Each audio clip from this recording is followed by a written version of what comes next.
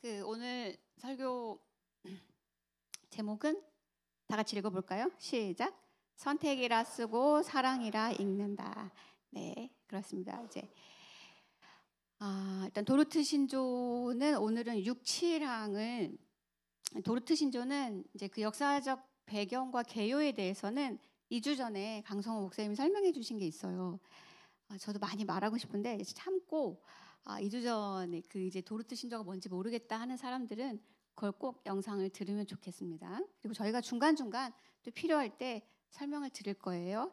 근데 그걸 몰라도 그냥 오늘 이 설교를 그냥 들으면 돼. 오늘 주어진 주제를 가지고. 알겠죠? 도르트 신조는 5가지 교리를 다루는데요.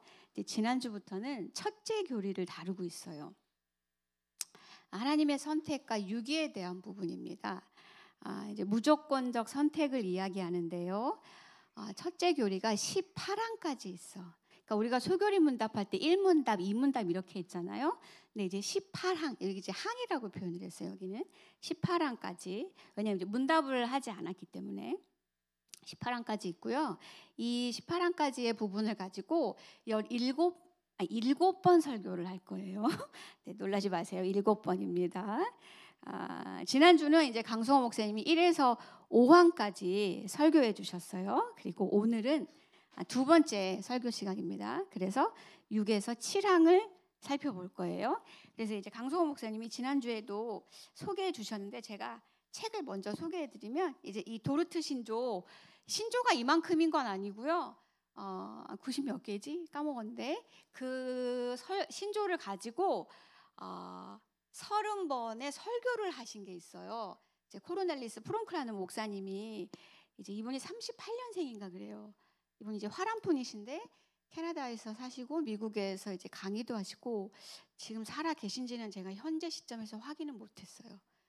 몇 년 전에는 이제 같이 뵙고 했었는데 지금 현재 어떻게 계신지는 모르겠습니다.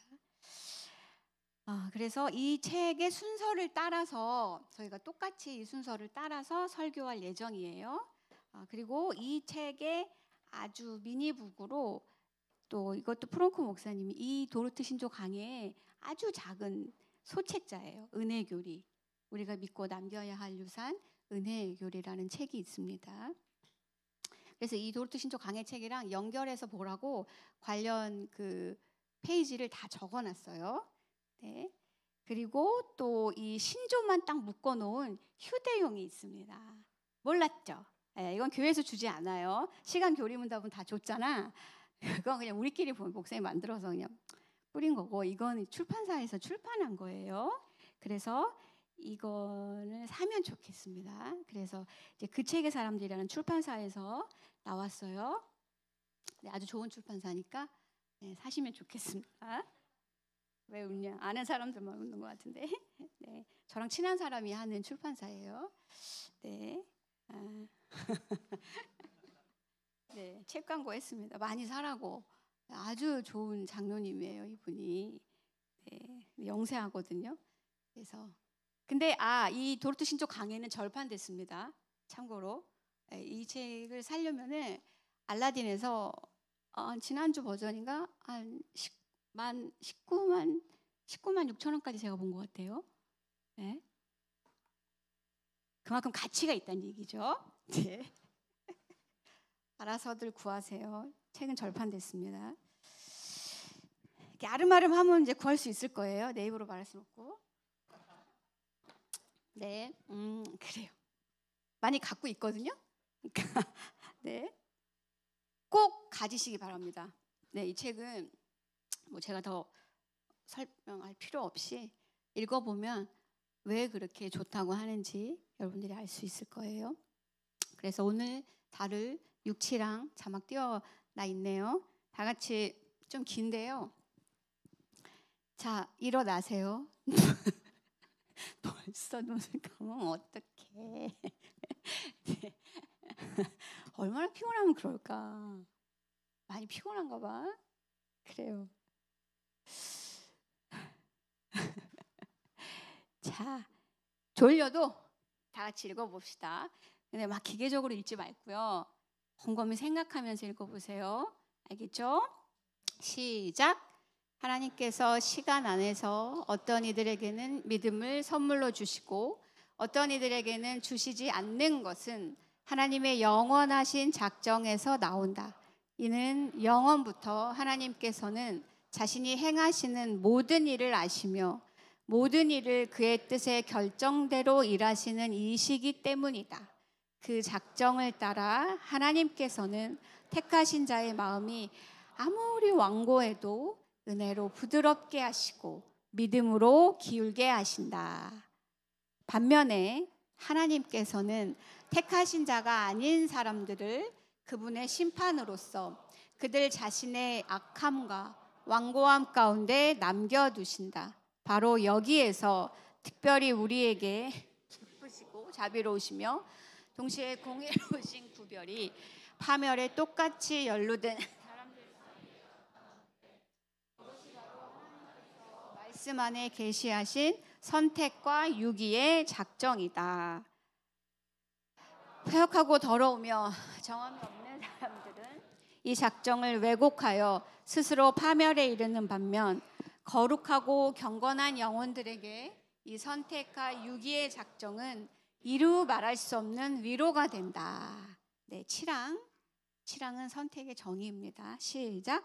선택은 변하지 않으시는 하나님의 뜻으로 그 뜻에 의하여 하나님께서는 창세전에 자신들의 잘못으로 인하여 원래 흠없는 상태에서 타락해 죄와 멸망에 빠진 모든 인류 가운데서 그분의 주권적인 선하신 기쁘심을 따라 순전히 그분의 은혜에서 본성상 다른 이들보다 나은 것이 없고 좋은 것을 받을 만한 자격이 없으며 다만 다른 이들과 마찬가지로 한 비참에 다 같이 빠져 있었던 확정된 특정한 사람들을 영원전에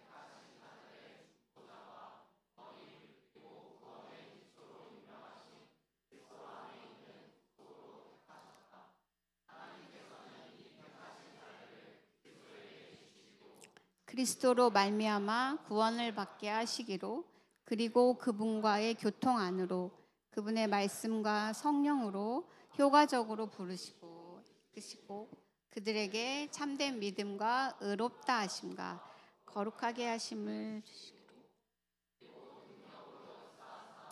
그러니까 아들과 더불어 교제하게 하심 가운데 보전하시어 마지막으로 영화시키시기로 작정하셨다. 이는 하나님의 자비를 나타내며 또한 그분의 은혜의 영광을 찬송하게 하기 위함이다. 이는 기록된 대로 곧 창세전에 그리스도 안에서 우리를 택하사 우리로 사랑 안에서 그 앞에 거룩하고 흠이 없게 하시려고 그 기쁘신 뜻대로 우리를 예정하사 예수 그리스도로 말미암아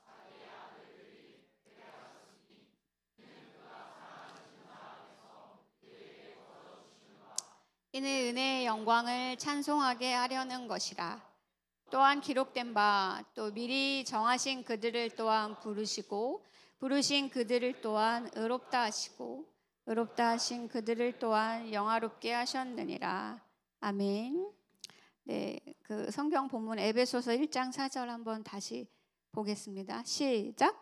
곧 창세전에 그리스도 안에서 우리를 택하사 우리로 사랑 안에서 그 앞에 거룩하고 흠이 없게 하시려고. 아멘. 제가 읽으면서 보니까 오늘 처음 온 사람들도 있고 지금 처음 온 사람들도 보여요. 네, 환영합니다. 이제 저도 그렇고 우리 모두가 여기에 있는 건 다 하나님이 창세 전에 하나님이 다 작정하신 일이죠. 마스터 플랜, 큰 그림이 있었다고요. 그 안에서 이제 예정이라는 말은 특별히 이제 기독교 안에서 인간이 구원받는 그 일에 한해서는 예정이라는 단어를 국한해서 또 씁니다. 그렇게 이해하고 들으시면 되겠어요. 그래서 이 시간에는 우리 인생에서 그래서 참 오늘 온 사람들 다 하나님이 옛날 이 세상이 만들어지기 전부터 하나님이 계획하신 뜻이 오늘 이루어진 거라고 제가 말씀드리고 싶어서 말한 거예요. 알겠죠? 오늘 처음 오신 분들 니네도 다 마찬가지고 그렇죠?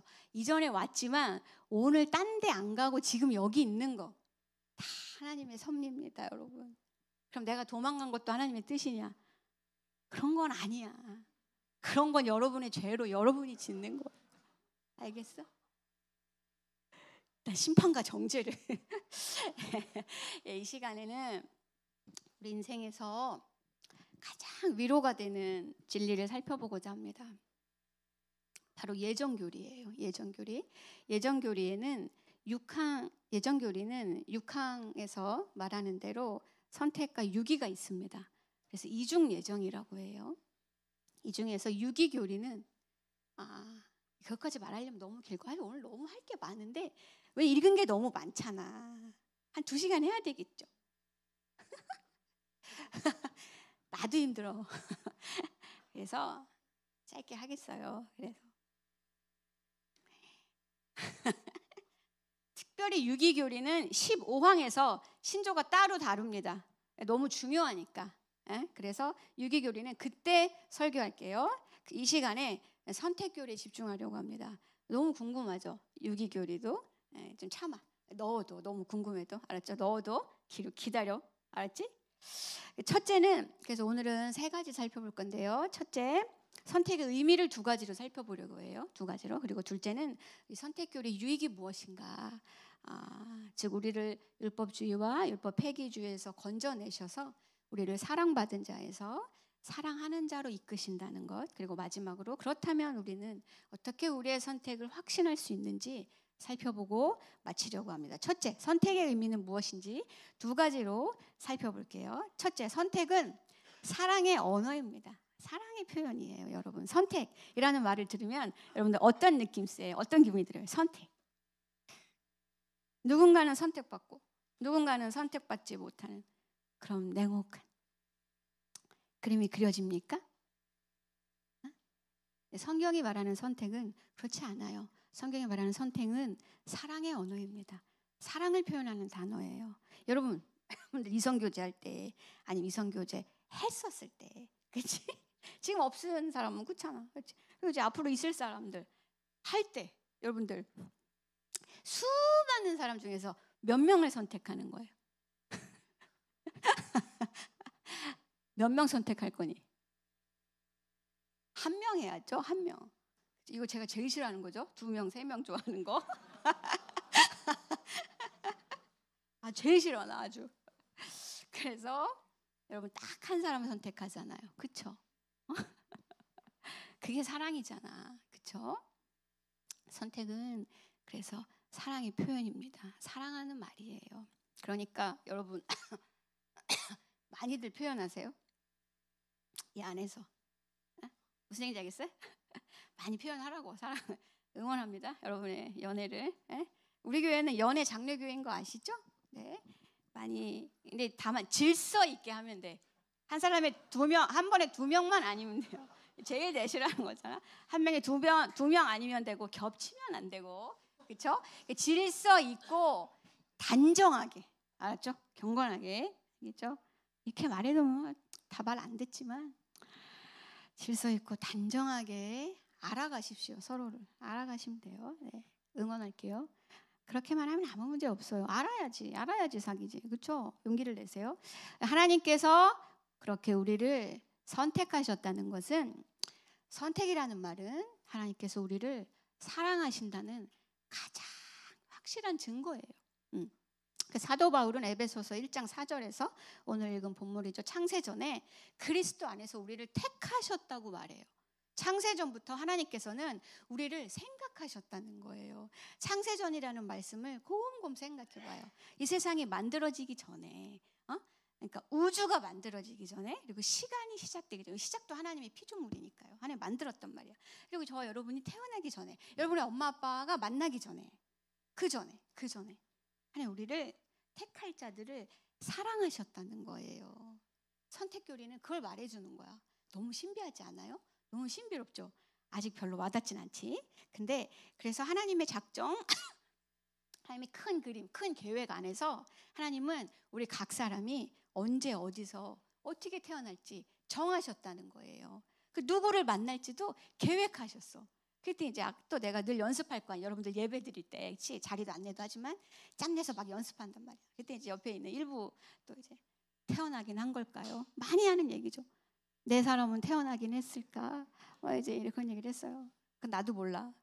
누구를 만날지 다 계획하셨어요. 여러분들 걱정하지 말아요. 우리 삶의 모든 순간은, 저와 여러분의 모든 순간은, 정말 모든 순간은 우리를 그리스도께로 이끄는 하나님의 섭리였습니다. 어제를 생각해봐. 그저께, 그저께, 또 그저께 다 소급해서 우리의 인생을 한번 생각해봐요. 저와 여러분은 그저 우연의 산물이 아닙니다. 영원 전부터 하나님의 마음속에 있었던 소중한 존재예요. 마음속에 있었던, 여러분. 제가 이제 이 도르트 신조 이제 해야 되는 것 때문에 이제 고민이 너무 많은 거, 너무 막 무섭고 막 하여튼 저 혼자 막 그렇거든요. 그런데 이제 목사님한테 여러 가지 이제 도르트 신조 얘기를 하면서 얘기를 하는데, 이게 이제 이 세상이 만들어지기 전에 하나님의 마음의 이야기를 하는 거예요. 이 선택은. 그래서 이제 목사님과 대화를 하는데, 저는 하나님의 마음 속에 있었습니다 이렇게 표현하잖아. 목사님 이걸 뭐라고 표현하시는지 알아요? 하나님 뇌 속에 있었다고요. 막 이러는 거야.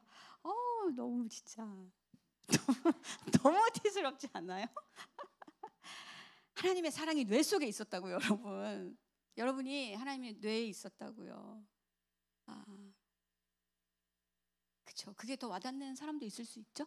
하나님 머리로 가득 찼다는 얘기야. 근데 저는 그걸 이제 하나님 마음에 가득 찼다 우리가, 이렇게 말하는 거예요. 두 번째로, 선택은 하나님의 전적인 주권적으로 일어나는 사역입니다. 그래서 오직 은혜예요. 은혜. 그래서 우리의 노력이 아니기 때문에 자랑할 것이 없어요. 도르트 신조 7항은 이렇게 말합니다. 선택받은 사람들이 본성상 다른 이들보다 나은 것이 없고, 선택받은 사람들이 좋은 것을 받을 만한 자격이 없으며 다만 다른 이들과 마찬가지로 한 비참에 다 같이 빠져 있었던 사람들이라고 말합니다. 이 말은 우리를 부끄럽게 하려고, 도르트 신조가 우리를 막 부끄러움에 처하게 하려고 하는 말이 아니에요. 오히려 우리는 이 말을 들을 때 오히려 자유할 수 있습니다. 만약에 하나님이 저와 여러분 같은 죄인을 선택하신 이유가 우리 안에 있는 뭔가 선한 것 때문이라면, 뭔가 좋은 게 있어서 하나님이 우리를 선택했다면, 우리는 평생 그것을 잃지 않기 위해서 노력해야 할 거예요. 그렇지 않나요? 그렇지 않아? 여러분, 누군가를 좋아할 때 날씬해서 좋아했다고 자매한테 말했다고 생각해봐. 그러면 그 자매는 어떻게? 절대 원래 모습대로 못 먹어요. 못 먹습니다. 나같이 안 먹는 사람만 만나야 돼 이제. 그러면 근데 그렇지 않아요. 자매들도 많이 먹는 사람 많이 먹습니다. 여기서 이름 될까요?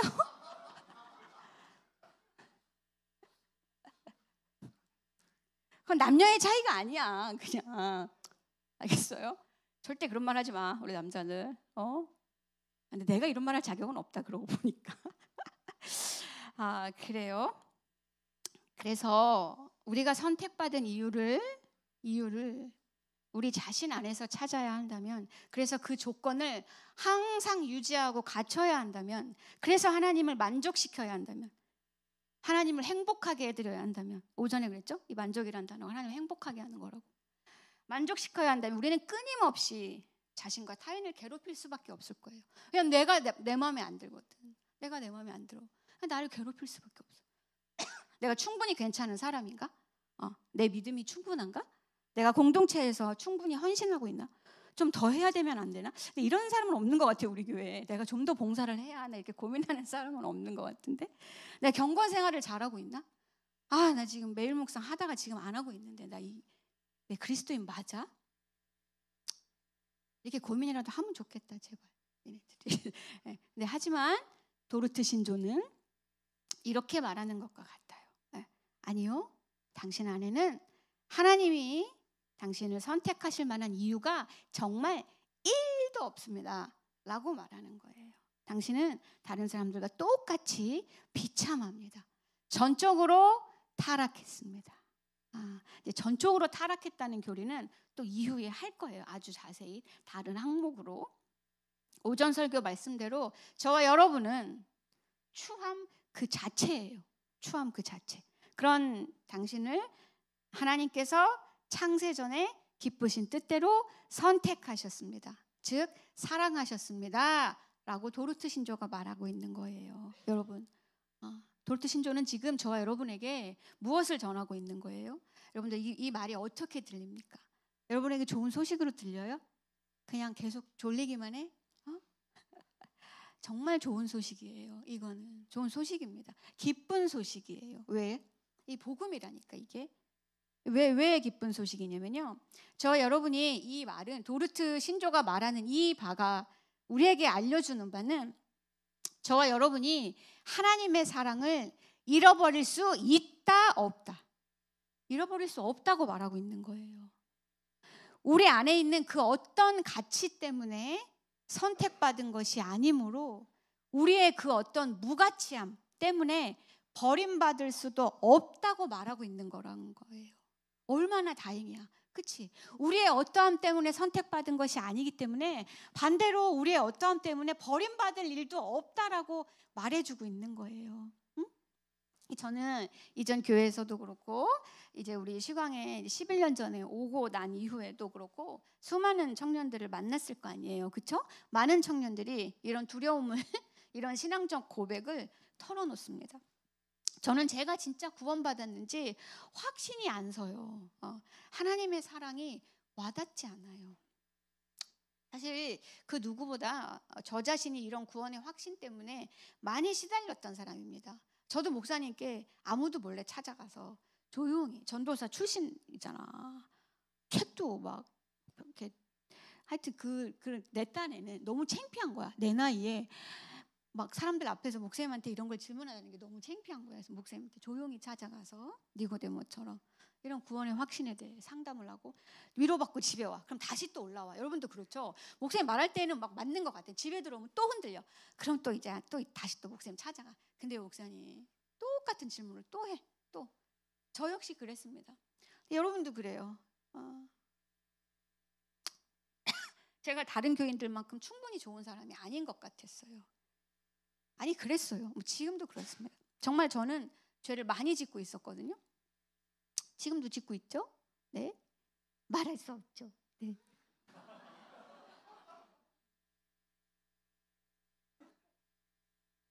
말하면 니네가 나랑 안 놀아줄 테니까. 혹은 이런 말을 하는 사람도 많았고 지금도 많아요. 저는 기도도 잘 안 하고요. 성경도 잘 안 읽어요. 안 읽혀져요. 읽고 싶지 않아요.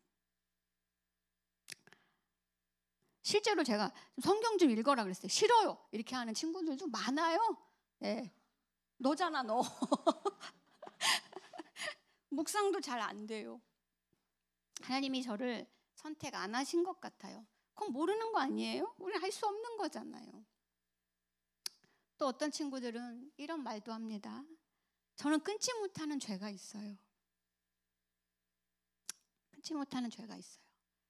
포르노를 한동안 끊었었는데 결국 다시 그 자리로 가고 말았어요. 네. 저는 어떻게 해요, 전도사님? 저는 하며 고개를 떨구며 고통스러워하는 친구들도 많이 만났습니다.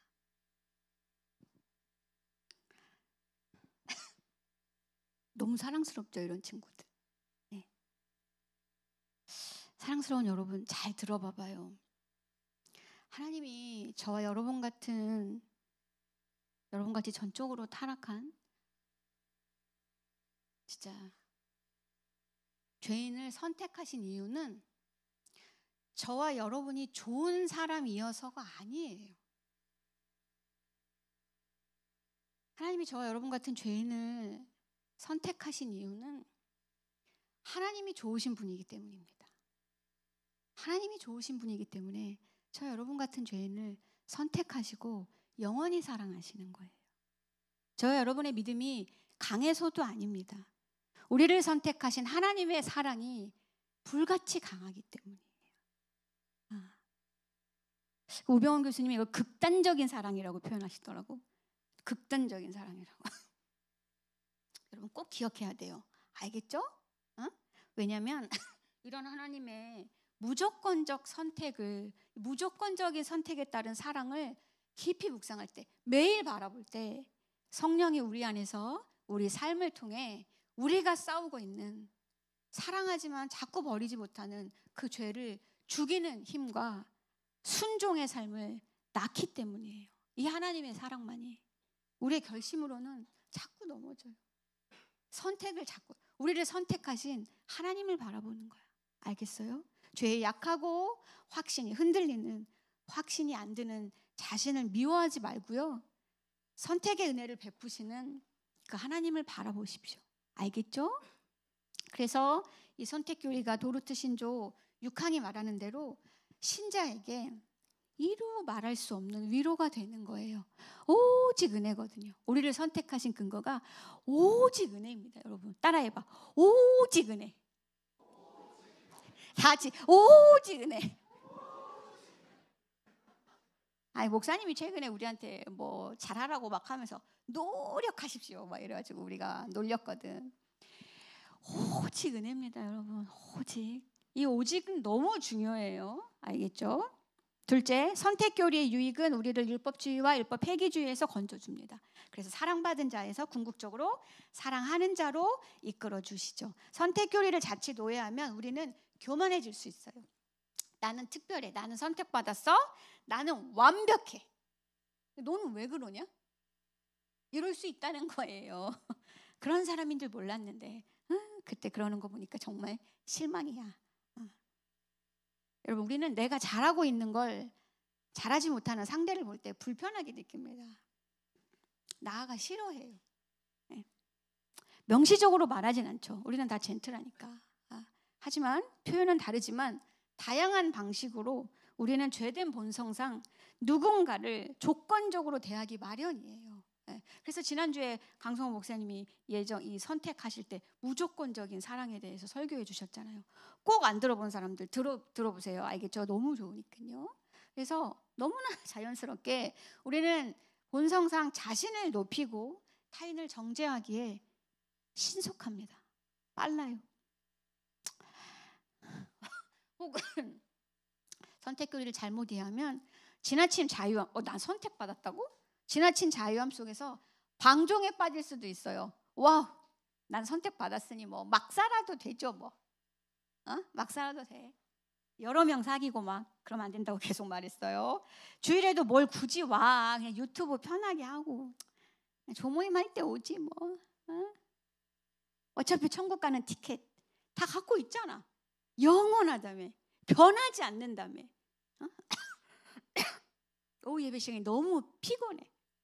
아무리 오직 은혜 따르라고 하면 뭐예요? 그때만 잠깐 깨고 힘들어. 너무 힘들어.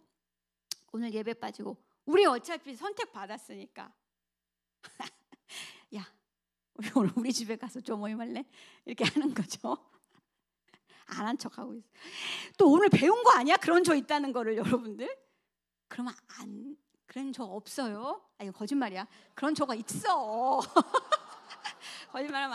거짓말 많이 하는데 또 안 하는 척 하는데. 야, 어차피 다 죄인이잖아. 그걸 사랑하신다며. 그리고 목사님, 전도사님도 아셔. 본인들도 졸아 보니까 뭐 이제 이럴 수 있는 거예요. 여러분도 마음을 이해합니다. 99% 이해해요. 진짜 100%라고 말할 수 없는 건 내가 여러분이 아니니까. 그렇죠? 하지만 진짜 이해해요. 많이 이해합니다. 그러나 진정으로 선택을 이해한 사람, 선택을 통해 하나님의 사랑을 마음으로 배운 사람, 그 사랑에 그 영혼의 정서가 사로잡힌 사람은 교만해지거나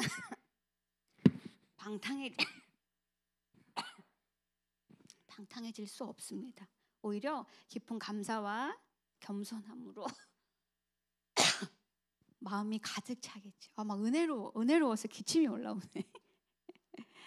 오전에 목사님께서 인용하신 그 설교 말미에 존 오스왈트라는 신학자와 같은 고백을 우리도 끝내 하나님은 하게 이끄십니다. 왜 더럽고 추한 나를 사랑하시나요? 이후에도 계속 말하겠지만 왜 저 사람은 선택하지 않았어요가 아니라 왜 쟤보다 내가 더 악한 것 같은데 쟤를 왜 선택하셨어요가 아니라 하나님 왜 저를 선택하셨어요? 이렇게 바뀌어요, 언어가. 왜 나를 귀하게 여기시나요?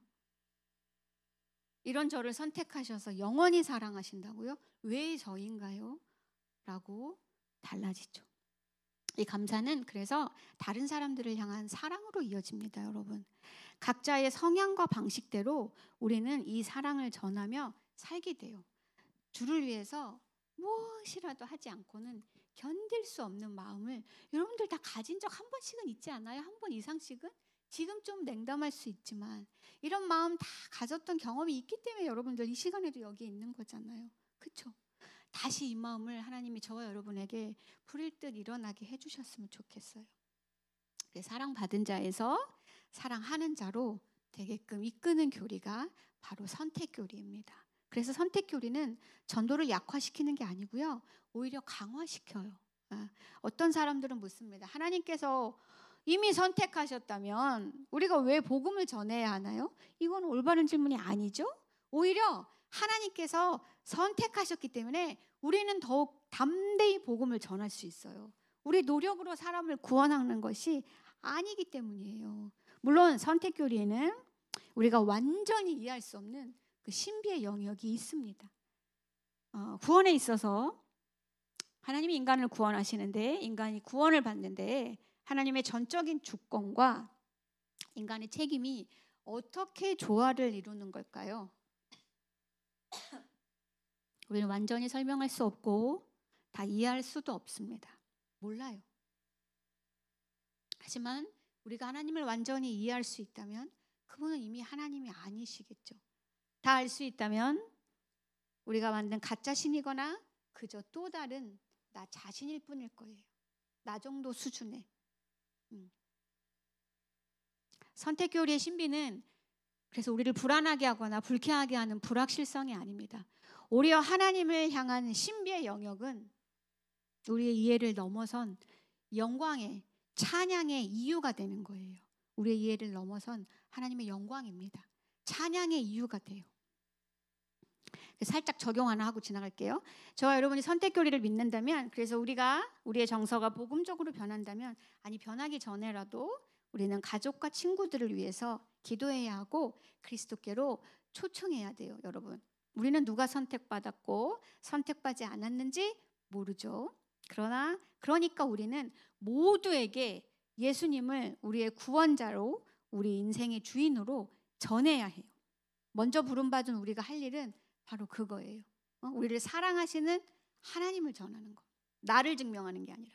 11월에 도담에 여러분들 각자 마음에 품은 태신자들 있죠. 그 태신자 카드 다 제출했잖아요. 그렇죠? 이번에 초대하는 말이라도 한번 해보는 거예요. 알겠어요? 기도와 사랑을 담아서 여러분들 이 초대장 다 전해주는 거예요. 알겠죠? 저는 만날 수가 없는데요. 우편으로 보내봐. 너무 감동받을 것 같지 않나요? 우편이 없어. 언제 써왔어요? 나도 기억이 안 나네. 안 오면은 이번엔 그걸로 만족하면 돼요. 그리고 또 우리 도담 친구들이 우리 가영이의 또 섬김으로 모바일 청첩장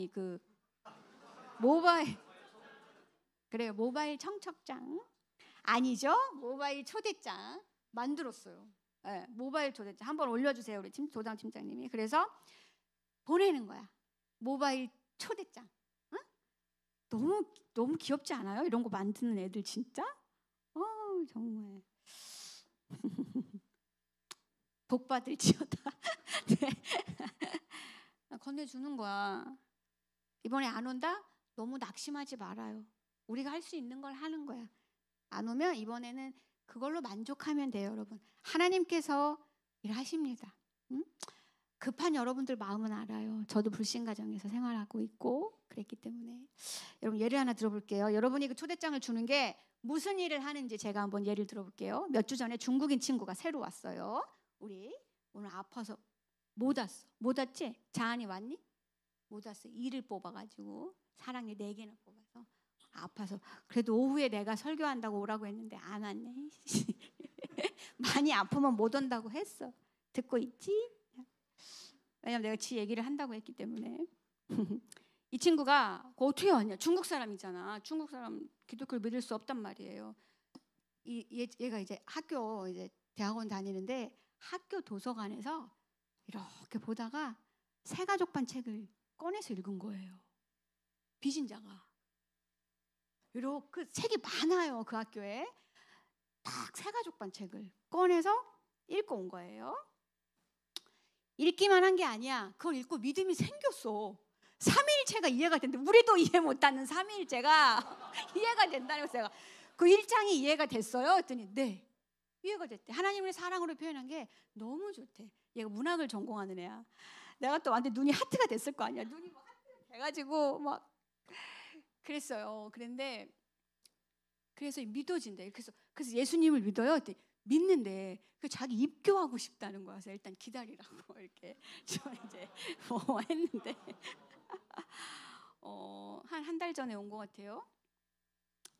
그 이번 이제 그랬고 이제 이번 추석 명절에 저희 집에 몇 명을 이제 초대했어요. 이제 자한이도 우자한이야. 걔도 초대하려고 했는데 이제 걔는 중국에 가야 돼서 그리고 몸이 아팠어. 못 왔어. 감기 걸려서.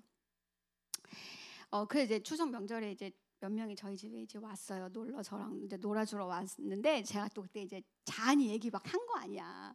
너무 감동적이니까 너무 신기하잖아. 그 이제 세상에 하나님이 이렇게 택한 백성들을 부르신다 막 이제 얘기를 하는데 이제 말하다 보니까 이제 이 친구가 다니는 학교가 그 모임에 있던 한 자매가 다닌 대학과 같은 학교인 거야. 그래서 내가 다빈아 너랑 같은 학교야. 다 실명제야. 실명제. 너랑 같은 학교야. 그랬더니 언니 얘는 이제 오래된 사람이라 저를 이제 언니라고 이제 언니 그 책 내가 신청했던 거야. 그 목사 이 친구는 이제 시집 가서 임신한 친구예요. 이제 하지만 나이는 어려요. 그래서 내가 신청했던 거야. 목사님 책 나왔을 때 내가 신청해서 넣어놨다는 거지. 그 자리에 있던 우리 이제 몇 명 있죠 여기 다 소름이 쫙 끼친 거예요. 다빈이는 그 학교 졸업생이기도 하지만 당시에 이제 사서로 잠깐 일을 했었어요. 그 학교의 도서관 사서로. 그때 이제 목사님 책이 출간됐고, 그러니까 이제 사람들이 비신자들이 읽으면 좋겠다, 신자라도 읽으면 좋겠다 싶어서 책을 이제 신청해서 도서관에 딱 꽂아 놓은 거지. 근데 그 책을 수년이 흐른 뒤에 우리 자한이가 우리 다빈이가 꽂아 놓은 걸 우리 자한이가 꺼내서 읽고. 근데 마지막 부분 못 읽었대. 그래서 저기서 꺼내가지고 바로 선물했어요. 네. 그리고 또 이정규 목사님께서 호세아서 컴백 후에 첫 번째 설교 호세아 설교 하셨잖아요. 그때 정경린 작가의 너무 가슴 아픈 그 글 있잖아. 하여튼 그 글을 인용하셨는데 이 정경린 작가가 또 우리 자한이가 박사과정에 있단 말이야. 연구하는 한국 그 작가 12명 중에 한 명인 거야. 너무 좋아하는 작가였던 거예요. 그러니까 또 이제 내가 더 이제 너무 좋은 거지. 그래서 이제 우리 교회가 너무 마음에 들고 이제 그날 우리 교회에 이제 등록을 한 거야. 한 3주 더. 내가 얼마나 맨날 찝쩍거렸겠니. 일부 예배 때 왔었거든. 새로 왔어요? 이렇게 맨날 물어보면 예배 네네네 막 이랬는데 그날 이제 등록을 한 거예요. 그래서 놀랍죠 여러분. 진짜 너무 감동이지 않아요? 나만 그런 거 아니지. 다빈이는 몰랐겠죠. 김다빈이는 자한이가 이렇게 올 줄 우리 교회에 몰랐어요. 이정규 목사님도 모르셨죠. 자한이 마음을 감동시키려고 의도적으로 정경린 작가의 글을 인용하신 게 아니란 말이에요. 하나님은 우리를 하나님 미리 아신다는 건 우리 각 사람을 우리의 체질을 아신다는 거예요. 하나님 자한이를 아셨죠. 어떻게 자한이를 이끄시는 게 가장 좋은 것인지를. 하나님은 다 아셨고 각 사람의 구원을 여기서 우리가 알 수 있는 것은 각 사람의 구원을 예정하신 하나님은 구원을 받는 방식까지도 그 한 점 인생의 한 점점점 그 모든 방식까지도 하나님은 정해 놓으셨다는 거예요. 여러분 우리가 지금 하는 그 도담 링크 하나, 초대장 하나, 이거 하나, 문자 하나 이런 용기 내서 한번 해보는 이런 것들이 하나의 말과 행동이 나중에 어떤 구원의 열매를 맺을지 모릅니다. 여러분 용기를 내세요. 저도 우리 조카한테 용기를 내서 말하고 있어요. 계속 오라고. 그래 이러는 거야. 가면 뭐 하는데? 예배들이 이제 기껏 불러놓고 예배한다고 이러더라고요. 그래서 설교 듣는다고 그랬나? 그래서 이걸 어떻게 해야 되나 참. 저도 계속 용기를 내고 있어요. 어제도 오라고, 지난주에도. 그럼 안 오려나? 고모가 싫어서.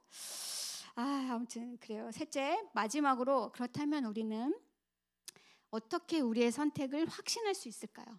저와 여러분이 예수 그리스도를 믿고 있다면 저와 여러분은 선택받은 거죠.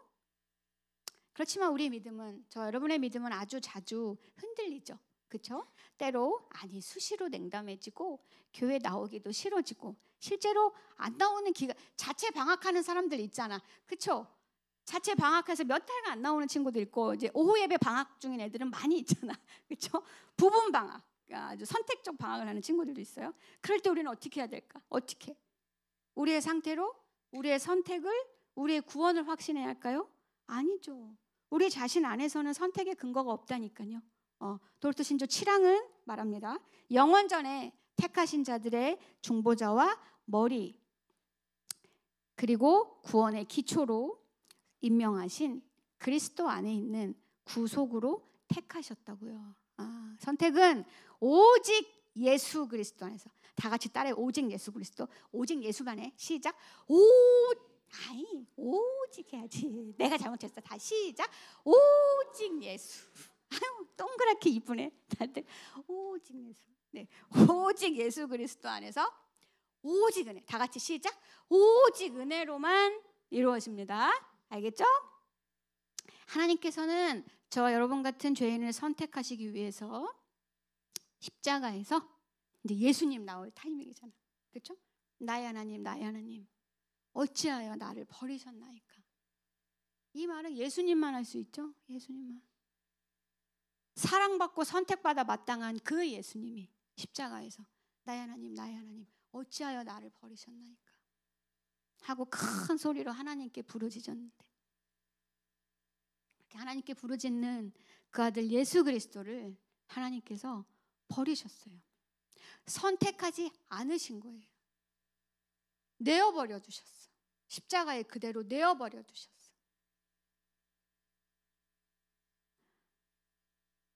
예수 그리스도께서 저와 여러분 같은 죄인을 대신하여 죽으셨습니다. 왜요? 우리를 죄 없다 하시기 위해서, 그리고 우리를 의롭다 하시기 위해서 3일 만에 부활하셨죠. 예수님이 버림받으심으로 우리가 성부 하나님께 선택받을 수 있게 되었습니다. 여러분, 그만큼 우리를 가치롭게 여기시는 거예요. 그러므로 우리는 나의 하나님, 나의 하나님, 어찌하여 저를 선택하셨습니까? 우리가 마땅히 해야 되는 말이에요. 이게 하나님, 어떻게 저 같은 저를 선택하셨어요? 우리의 마땅한 부르짖음이. 그 대답은 오직 그리스도, 오직 예수, 오직 은혜입니다. 십자가에서 예수님이 우리와 자리를 맞바꾸셨기 때문이에요. 죄인을 대신하여 하나님의 진노와 저주를 다 받으신 구주 예수 그리스도를 우리의 주와 구주로 믿으면 누구든지 하나님의 자녀가 됩니다. 영원히 하나님의 사랑을 받을 수 있어요. 이 자리에는 아직 기독교 신앙을 갖지 않은 분도 있어요. 그렇죠? 환영합니다. 혹시 지금 그러면은 나는 선택된 사람이 아닌가? 선택이 하나님의 전적인 주권이고, 내가 그 전도사님 말하는 대로 아직 잘 와닿진 않지만 정말 그렇게 추한가? 오전에 목사님도 막 나한테 추하다 그러고, 내가 이렇게 최고로 주일날 때 빼고 광 내고 왔는데, 때 떼고는 뭐니? 때 빼고 광 내고 왔는데 뭘 이렇게 추하다고 나한테 그러더니 전도사님도 전적으로 타락했다고 그러고, 교회는 뭐야 도대체가. 괜히 왔어. 윤찬이 따라서 막 이제 어디 갔니? 걔 나갔니? 그래요. 안 오는 거 아니겠지. 그래서 내가 무엇을 할 수 있는 거야? 그러면 난 아직 잘 모르겠는데, 믿음이 아직 없는데, 믿음이 안 생기는데 하는 생각을 하고 있으신가요? 그렇게까지 지금 혹시 논리적으로 따라왔다면 이미 대단해. 아주 설교를 잘 들었어요. 아주 잘했어요. 네? 도르트 신조 6항이 말하는 대로 당신에게는 당신의 마음을 부드럽게 해주시고 믿음으로 기울게 하시는 은혜의 하나님이 필요해요. 그 상태가 바로 하나님이 일하시는 최고의 타이밍이에요. 당신은 하나님께 나아갈 자격이 충분해요. 믿음이 있어서 하나님께 나아가는 게 아니라 하나님께 나아가야 믿음이 생깁니다. 아니지? 잘못 말한 것 같아요. 아니 맞는데 또 긴 설명이 필요하게 지나갈게요. 그래서 하나님은 그렇게 생각하는 당신을, 여러분을 부르고 계셔요. 부르고 계십니다. 이 시간 이 자리에서 복음을 듣는다는 것 자체가 하나님의 초대장이에요. 초대장. 당신과 저 같은 죄인을 대신해서 십자가에서 죽으시고 부활하신 예수님을 지금 주와 구주로 믿으시면 됩니다. 안 믿어진다는 거 아니, 지금 믿을 수 있어요. 감정이 막 폭발하지 않아도 받아들일 수 있어. 그러니까 좋은 소식을 들었잖아. 그렇게 믿으면, 받아들이면 하나님의 자녀가 됩니다. 영원히 사랑받습니다. 영원히 선택 가운데 살 수 있어요. 버림받지 않을 수 있어요. 이런 좋은 소식이 너무 듣기 좋아. 나도 그런 하나님이면 좋은데? 이런 생각이 든다면 그렇게 믿으면 돼요. 아니, 안 믿어진다는 거. 그냥 같이 하자고.